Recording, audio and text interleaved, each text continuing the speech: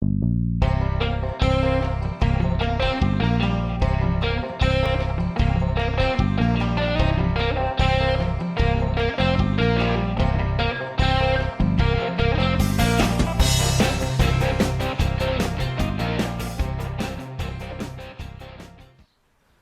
YouTube, Bear 1000 here.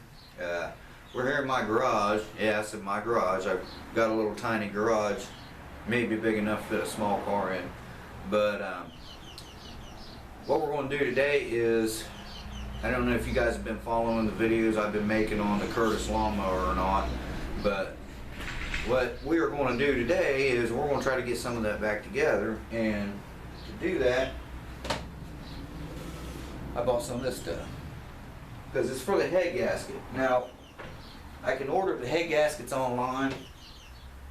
This was kind of the spur of the moment thing, and I'm like, you know, I'm missing my lawnmower. I want to work on it. Got the garage now, so I'm like, well, this is what we're going to do. I'm going to work on my lawnmower. So this is what I'm doing. I'm making my own gasket.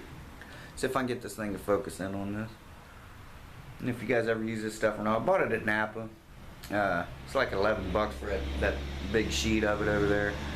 But this is what I'm doing. I'm making a head gasket, which some of you may not know, but most of you probably do. That's why you're watching this video. But you know, making one of these gaskets here. It goes on between this and the engine block. That's the head. So it's a head gasket. So I'm gonna make it. I think it'll be alright for this little engine. I mean, it's 3¼ horse. It's not like there's a lot of compression, you know. But it ran fine with the blown head gasket. You just hear it. But anyway, that's what we're going to do. That's what I'm going to do. I'm going to make this, and I'm going to try to get it cut out as neatly as I can. I had hole punches for these things, and to make gaskets and cutters. I don't have that stuff anymore. But like here, what I have done here before, which I don't have, is a hole saw for like when you're putting in doorknobs and stuff like that. I've used that on them, and then smaller ones here for those, and then just kind of clean around the edges. But we're going to see what we can do here with this. So in the meantime, I'm going to shut you off here for a second, and I'm going to try to get some of this cut out, and I'll get back with you, and maybe I'll give you a little tour of my little garage. It won't take long. But anyway, this video is about the Curtis lawnmower. So I've got the engine sitting over here. So that being said, I'll be back to you in just a moment. So sit tight. Okay, YouTube. She's somewhat back together. I got some tins off of it because there's a little rod that runs over here to the throttle right here, that goes up in and hooks onto the governor rod. Well, I don't have it on there, so I'm going to leave the tins off of it. I'm just going to start it. I'm going to put some gas in it. I'm going to start it up, make sure it's going to run alright. And now it is going to smoke a little bit because I had the cylinder all oiled up so it wouldn't rust when it was in my basement. So there's that. But anyway, I lost that fucking rod, so I'm gonna have to make one if I can remember how it goes.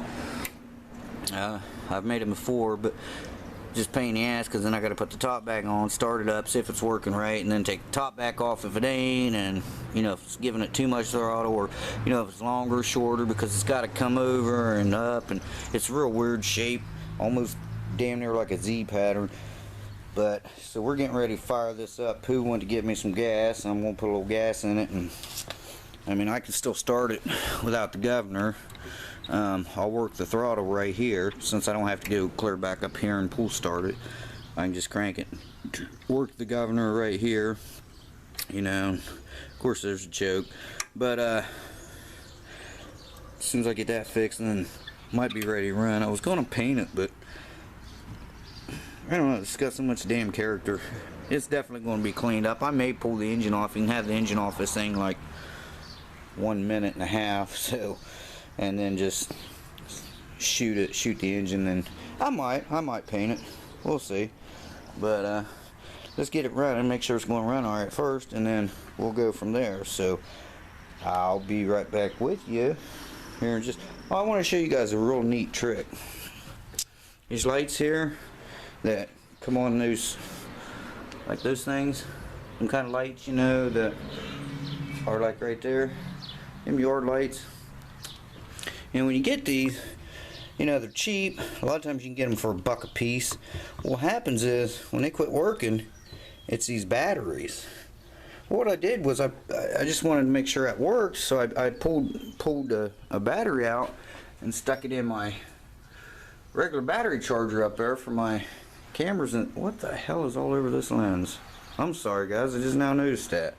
Shoot, hang on. Let me see if I can get that. Sorry about that. Any better? Anyway. So that's what happens. These batteries go bad. Of course, yeah. Can you buy batteries put in? Yeah, but it's stupid because batteries cost more than the lights sometimes. So what you do is you take this is the battery that came in it. But if you got some of these batteries, these are just AA batteries, 1.2 volts, I believe. So if you've got rechargeable batteries like that, let's say you're out camping, you bought them so you can have, but your flashlight batteries, you know. And the batteries go dead, and it's like, well, where am I going to plug into? I know a lot of you do have electric, but if you don't, I was just, you know, a little hack is get you one of these that quit working, you know, the battery's shot, take your rechargeable battery, put it in there, lay it in the sun. It'll charge them batteries right up. I checked it out, and it does work. It works on my batteries over there. So, all right, as soon as she gets back, we're going to see if this thing will start, and if it don't, it'll be a fail, but you're going to hear it run with me. Oh yeah, you guys see it? I did put a new muffler on it. The other one actually blew slam off of it, but let's see if it runs. So as soon as she gets back, we'll check. And that's great.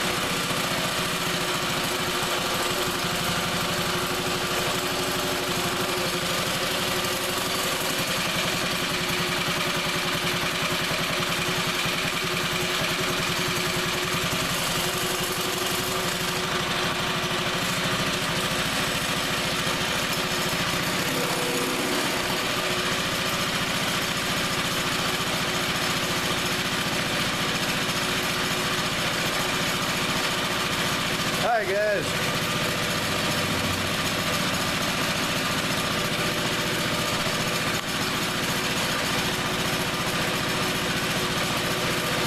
There it is. Took a few cranks. I didn't prime it. Of course, they don't have a primer, but I didn't spray anything in it to prime it. That's the first and second time. Oh, I looked down. I had the damn throttle all the way back, and that's what kills that on that one. When the throttle comes all the way back, it hits the ground out wire for the coil.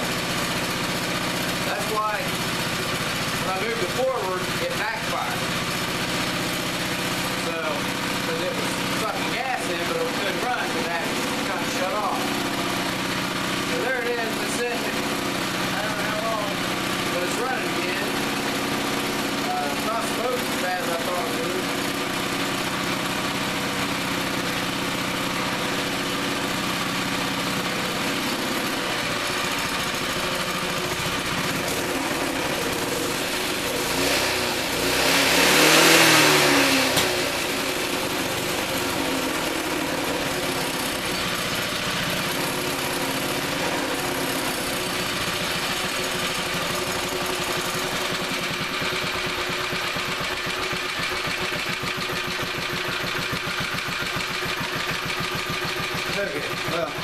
might stall. I got a screwdriver in it holding it on idle. But, damn, that thing will scream wide open. Got more compression apparently. I don't know if you can see me. But anyway, there it is, guys. So, we'll do some more. That was from the late night series you guys been watching. Ain't quite a late night yet, but sounds pretty damn good. All I gotta do is get my governors fixed so it don't run wide open like that. That would definitely throw a rod. I never heard one crank up.